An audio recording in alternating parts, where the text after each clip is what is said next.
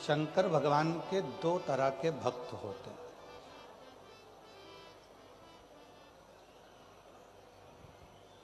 स्वयं भगवान शिव पार्वती जी से कहते हैं, पार्वती दो तरह के भक्त होते हैं, एक फूल की तरह होता है, दूसरा फल की तरह होता है।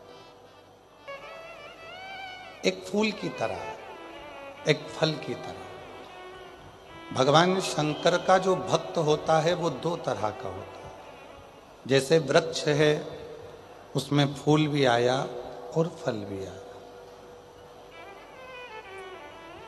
उसमें फूल भी लग रहा है, फल भी लग रहा है।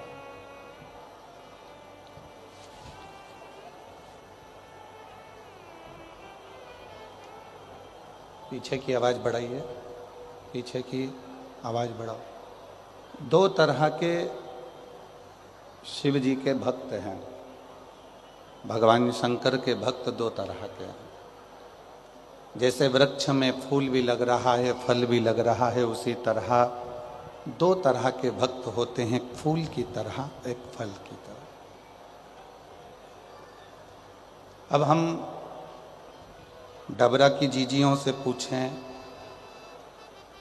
डबरा के जीजाओं से पूछें, बेटियों से पूछें, बेटों से पूछें, बुजुर्ग माता पिता से पूछें कि शंभू पीछे की आवाज, पंडाल की आवाज खुलवाइए।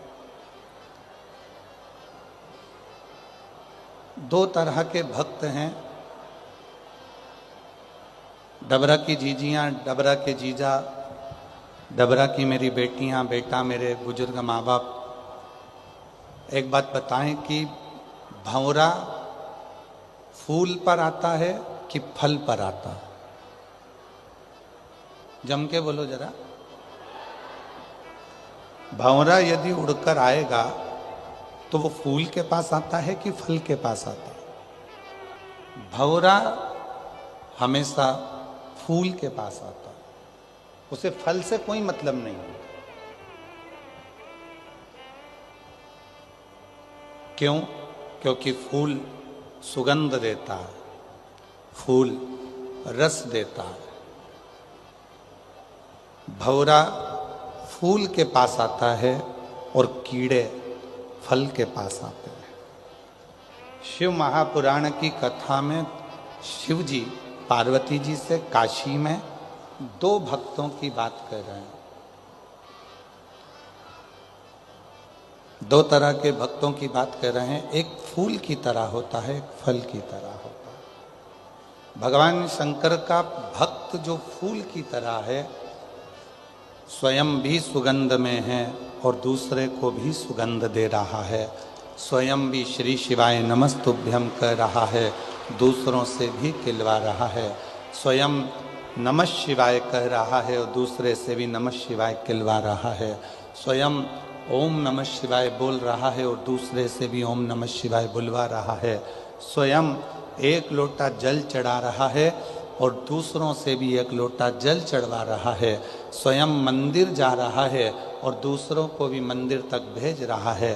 समझ लेना कि मेरा शिव ऐसे ही फूल के पास आकर विराजमान होता है और उसी फूल के आनंद में रहता है, उसी फूल का आनंद। और जितनी मेरी डबरा की जीजियां बैठी हैं, जितने मेरे डबरावासी जीजा जी बैठे हैं, जितनी मेरी बेटियां, बेटा, मेरे बुजुर्ग माँ बाप जितने बैठे हैं, आपकी शिव भक्ति बता रहे हैं। अभी आदरणीय मंत्री जी कह रहे थे कि इतना भगवान शिव के भक्तों का सैलाब है।